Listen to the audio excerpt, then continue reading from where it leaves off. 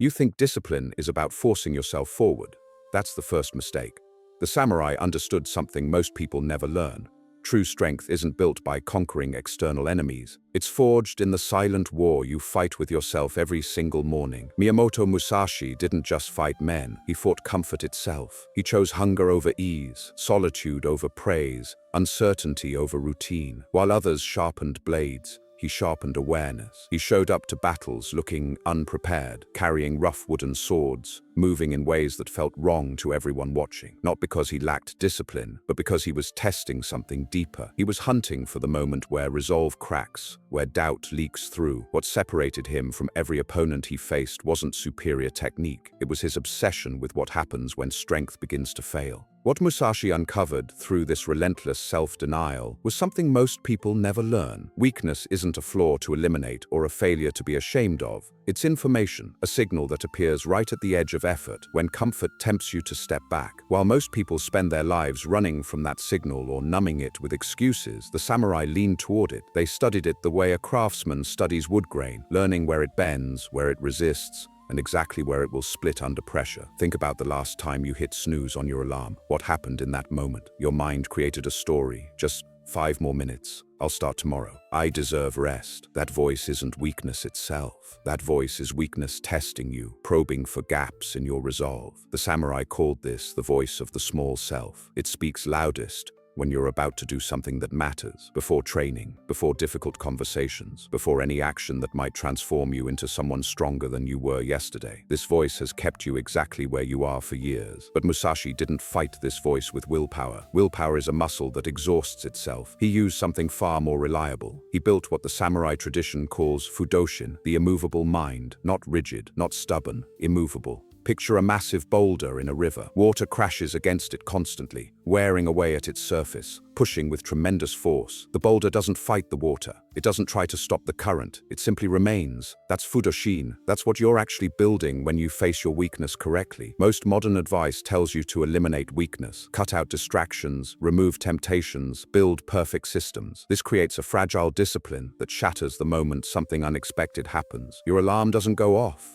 Your routine gets disrupted. Life throws chaos at your carefully constructed schedule. The samurai approach is different. They believed weakness must be acknowledged, studied, then integrated. Not eliminated, integrated. Because the energy you spend fighting against yourself is energy stolen from your actual goals. Here's how this works in practice. When Musashi felt the pull of comfort, the desire to skip training, the temptation to take an easier path, he didn't ignore it. He didn't shame himself for feeling it. He recognized it as information. His body was tired. His mind wanted relief. These are facts, not failures. Then came the crucial part. He chose his action independent of the feeling, not in opposition to it. Independent of it, the feeling could exist. The action happened anyway. This separation is everything. You've been taught that you need to feel motivated before you act, that you should wait until you want to do the hard thing. This is backwards. Action creates motivation. The samurai understood this centuries before neuroscience proved it. When you move your body, despite resistance, your brain chemistry shifts. The act of beginning rewrites the story your mind is telling.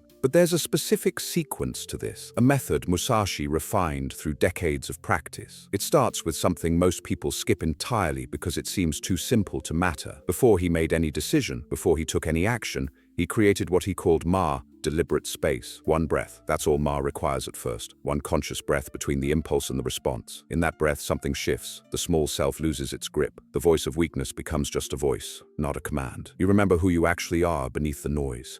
This sounds almost too basic to be useful. That's exactly why it works. You're not trying to become superhuman. You're trying to become slightly more conscious, slightly more present, slightly more yourself instead of a collection of automatic reactions. And this is where most people misunderstand the entire concept of conquering weakness. They think it means you stop feeling it. You don't. Musashi felt fear before every duel. He felt doubt. He felt the desire to avoid danger. What changed was his relationship to those feelings. They stopped controlling his choices. That relationship changes through practice, not dramatic practice, daily practice, the kind that seems insignificant until you look back 6 months later and realize you've become someone different, someone who acts regardless of how they feel, someone with fudoshin. But developing this immovable mind requires understanding one thing most people get completely wrong about discipline itself. The thing people get wrong about discipline is thinking it's about controlling yourself. It's not. Control implies force. Force creates resistance. Resistance drains energy. The samurai discovered something more efficient: alignment. When your actions align with your actual values, discipline becomes nearly effortless.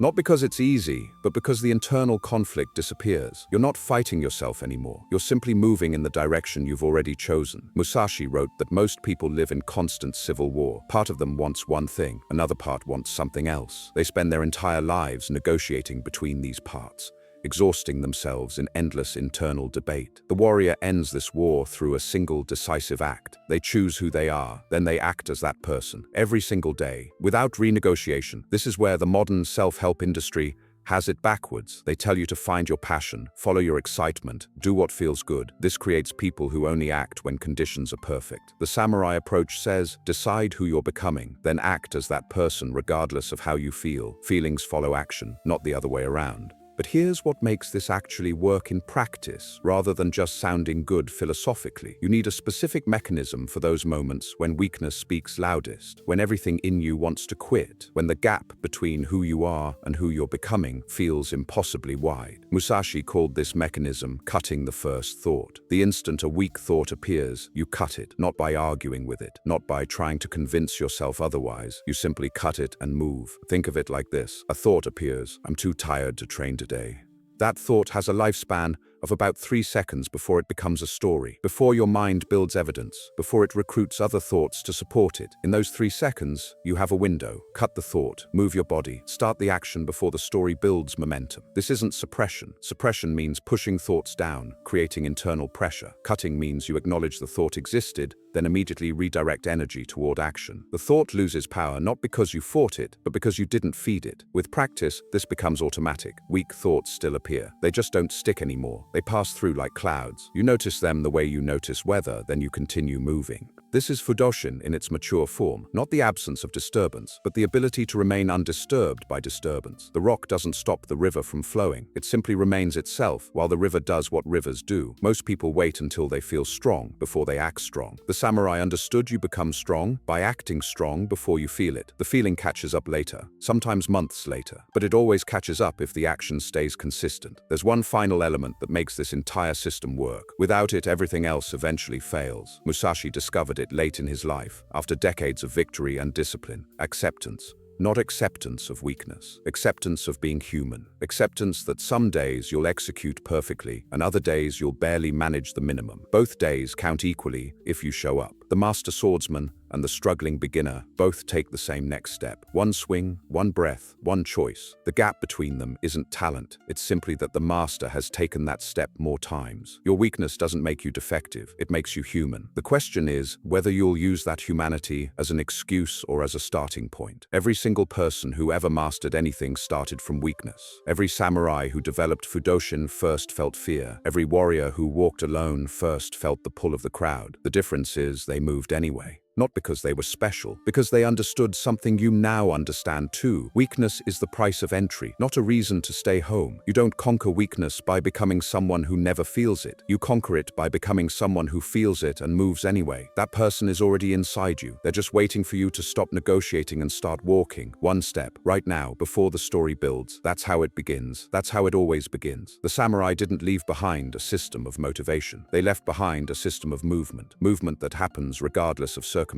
Movement that continues when motivation dies. Movement that builds the immovable mind one choice at a time. You already know what you need to do today. The action is clear. What's unclear is whether you'll honor the decision or renegotiate with weakness again, whether you'll create space with one breath and move, or whether you'll let the small self build its story. Musashi spent his final years in a cave, writing, not because he was hiding, because he'd walked his path so completely that solitude became natural. The noise of the world couldn't touch the stillness he'd built inside. That stillness isn't mystical, it's mechanical. It's the result of 10,000 moments where action came before feeling, where the next step mattered more than the perfect conditions. Your weakness will speak again tomorrow, probably within minutes of waking. The voice never fully disappears. What changes is that you stop listening to it as if it's telling the truth. You hear it the way you hear traffic outside your window. Present but irrelevant. That's Fudoshin, not the absence of the river, but the presence of the boulder. And you build it the same way Musashi did. One cut,